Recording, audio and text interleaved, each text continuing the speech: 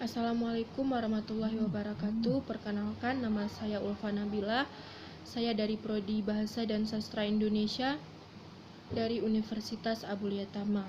Di sini saya akan menjelaskan materi tentang awal mula kesastraan. Setiap orang pada setiap zaman dan setiap tempat dapat bersastra secara aktif dan pasif. Seni sebagai media ekspresi pengalaman estetis manusia berhadapan dengan alam sebagai penjelmaan keindahan. Ekspresi pengalaman keindahan itu menenteramkan dan mengembirakan manusia karena di dalamnya manusia mengenali hubungan yang akrab dan hangat antara dirinya dengan sumber atau asas segala sesuatu yang menarik, mengikat, memikat, dan memanggil manusia kepadanya.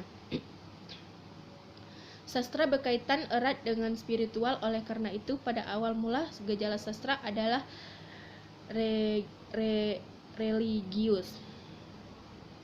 Masalah definisi sastra. Dalam bahasa-bahasa barat, istilah sastra secara etimologis diturunkan dari bahasa Latin literatur, huruf atau karya tulis. Istilah itu dipakai untuk menyebut tata bahasa dan puisi, istilah Inggris literatur, istilah Jerman literatur, dan istilah Perancis literatur sebagai segala macam pemakaian bahasa dalam bentuk tertulis.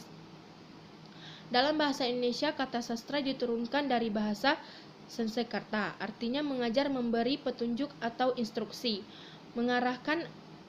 Akhiran tra biasanya menunjukkan alat atau sarana yang artinya alat untuk mengajar, buku petunjuk, buku instruksi atau pengajaran, misalnya Sipalastra, buku petunjuk arsitektur, Kama Sastra, buku petunjuk mengenai seni cinta. Masalah definisi sastra lanjutan. Istilah sastra yang di Eropa baru muncul sekitar abad ke-19. Pertama-tama digunakan untuk menyebut pemakaian bahasa dalam bentuk tertulis. Bagaimana dengan sastra lisan? Tidak termasuk sastra. Apakah semua bentuk tulisan kedokteran, arsitektur, agama, filsafat, dan politik juga dapat disebut sastra? Ada upaya lain telah dilakukan untuk menghindari kerancuan pengertian tentang sastra. Dalam bahasa Prancis dipergunakan istilah belles lettres yang berarti tulisan yang indah dan sopan sebagai istilah yang khas untuk menyebut karya sastra yang bernilai estetik. Dalam bahasa Indonesia, dan teoretisi yang menyebut di awalan su dalam kata susatra yang berarti baik, indah, perlu dikenakan kepada karya-karya sastra untuk membedakan dari bentuk pemakaian dan bahasa lainnya. Persoalannya adalah tidak semua karya sastra, terutama terlihat pada seni-seni modern, menggunakan bahasa yang indah dan berbunga-bunga. Foucault menyebutkan bahwa sastra modern lahir dan bertumbuh dalam kemapanan bahasa dan lingkungan pola-pola linguistik yang kaku. Pengertian dan ruang lingkup teori sastra. Secara umum, yang dimaksud dengan teori adalah suatu sistem ilmiah atau pengetahuan sistematik yang menetapkan pola pengaturan hubungan antara gejala-gejala yang diamati. Teori berisi konsep atau uraian tentang hukum-hukum umum secara suatu objek ilmu pengetahuan dari suatu titik pandang tertentu. Suatu teori dapat didedukasi secara logis dan dicek kebenarannya, diverifikasi atau dibantah kesahihannya, difalsifikasi pada objek atau gejala yang diamati tersebut.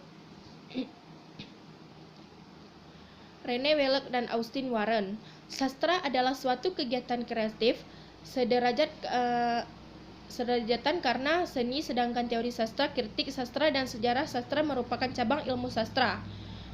Teori sastra adalah studi prinsip, kategori, dan kriteria yang dapat diacu dengan dijadikan titik tolak dalam telah di bidang sastra, sedangkan studi terhadap karya-karya konkret disebut kritik sastra dan sejarah sastra ketika bidang ilmu itu saling mempengaruhi dan berkaitan secara erat. Tidak mungkin kita menyusun teori sastra tanpa kritik sastra dan teori sastra kritik sastra tanpa teori sastra dan sejarah sastra. Jan van Luxemburg, Mickey Ball, dan Willem G. Westijn. Ilmu sastra adalah ilmu yang mempelajari teks-teks sastra secara sistematik sesuai dengan fungsinya. Dalam masyarakat, tugas ilmu sastra adalah meneliti dan merumuskan sastra. Sifat-sifat atau ciri-ciri khas kesastraan dan fungsi sastra dalam masyarakat secara umum dan sistematik. Teori sastra merumuskan kaidah-kaidah dan konvensi-konvensi kesastraan umum. Kegunaan ilmu sastra adalah membantu kita untuk mengerti teks itu secara lebih baik, sehingga kita lebih tertarik untuk membaca karya-karya sastra. André Lefebvre.